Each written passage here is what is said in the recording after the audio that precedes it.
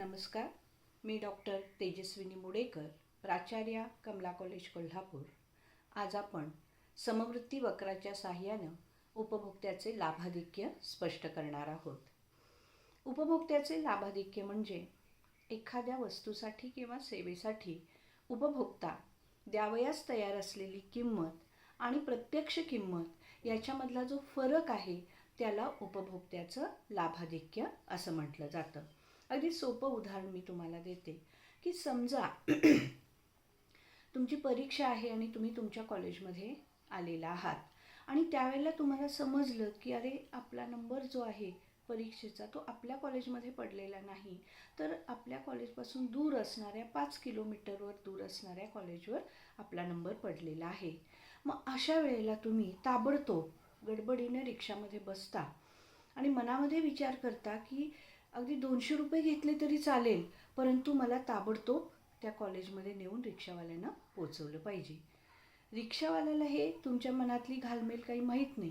रिक्षावाल्यानं metre पाडलं आणि तुम्हाला त्या कॉलेजमध्ये घेऊन गेला.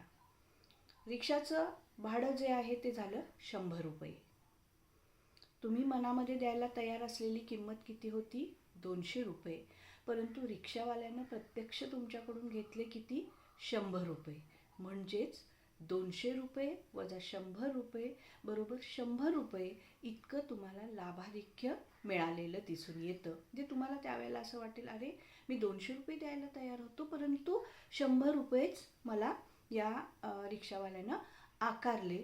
हे जे आहे हा डिफरन्स आहे, हा जो फरक आहे याला उपभोक्त्याचं लाभाधिक्य असं म्हटलं जातं. आता उपयोगितेच्या साहाय्यानं उपभोक्त्याचं लाभाधिक्य स्पष्ट करता येतं. डॉक्टर मार्शल यांनी या संदर्भातलं स्पष्टीकरण केलेलं आहे. परंतु मार्शल यांच्या उपयोगिता विश्लेषणामध्ये उपयोगिता ही पैशात मोजता येते, अंकात मोजता येते आणि त्यामुळं त्याला काही मर्यादा असलेल्या दिसून येतात. आणि त्यामुळं प्रोफेसर हिक्स यांनी उपभोक्त्याचं लाभाधिक्य हे समवृत्ती वक्राच्या साहाय्यानं स्पष्ट केलेलं दिसून येतं. उदाहरणार्थ समजा उपभोक्त्याला एक्स वस्तूच्या संदर्भात आपण हे उदाहरण देत आहोत.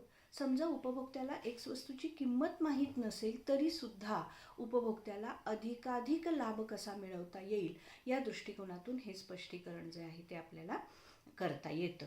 आता या आकृतीच्या साहाय्यानं हे आपण स्पष्टीकरण करू शकतो. OX अक्षावर एक्स वस्तू दर्शवलेल्या आहेत आणि OY अक्षावर किंमत किंवा पैशातील उत्पन्न जे आहे ते दर्शवलेलं आहे. CA ही किंमत रेषा आहे. IC1 हा समवृत्ती वक्र क्रमांक 1 आहे. IC2 हा समवृत्ती वक्र क्रमांक 2 आहे. IC1 पेक्षा IC2 जो समवृत्ती वक्र आहे तो अधिक समाधानाची पातळी जी आहे ती दर्शवणारा असलेला दिसून येतो.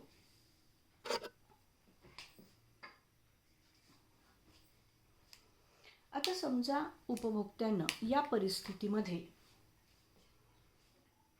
D2 हा गट निवडलेला आहे.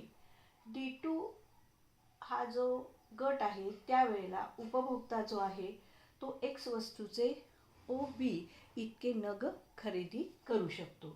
त्यावेळेला तो द्यायला तयार असलेली किंमत किंवा पैशातील उत्पन्न जे आहे ते किती आहे? C2 इतके पैसे तो द्यायला तयार आहे. परंतु समवृत्ती वक्राच्या साहाय्यानं आपल्याला हे स्पष्ट करता येतं की समजा उपभोक्ता जो आहे तो हा गट खरेदी करू शकत असेल, D1 हा गट खरेदी करू शकत असेल, ही किंमत रेषेवरही आहे म्हणजे उपभोक्ता हा गट खरेदी करू शकतो आणि अधिकाधिक वरच्या समवृत्ती वक्रावरचा हा गट आहे म्हणजे IC2. आता या ठिकाणी काय परिस्थिती झालेली आहे बघा. प्रत्यक्ष उपभोक्ता किंमत किती देतो? C1 म्हणजे D1ला अनुसरून ही किंमत आहे ती C1 इतकी आहे. म्हणजे सुरुवातीला हा जर गट त्यानं खरेदी केला असता तर तो खालच्या समवृत्ती वक्रावर असता आणि त्याला किंमत किती द्यायला तो तयार होता? C2. हा गट जर त्यानं खरेदी केला तर किंमत किती देईल तो? C1 इतकी किंमत देईल.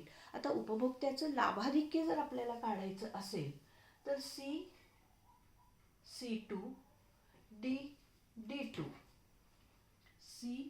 C2 D2 वजा C1 D1 C2 D2 वजा C1 D1 म्हणजे C1 C2 D1 D2 इतकं लाभाधिक्य जे आहे, हा रेखांकित भाग जो आहे, इतकं लाभाधिक्य उपभोक्त्याला मिळालेलं दिसून येतं.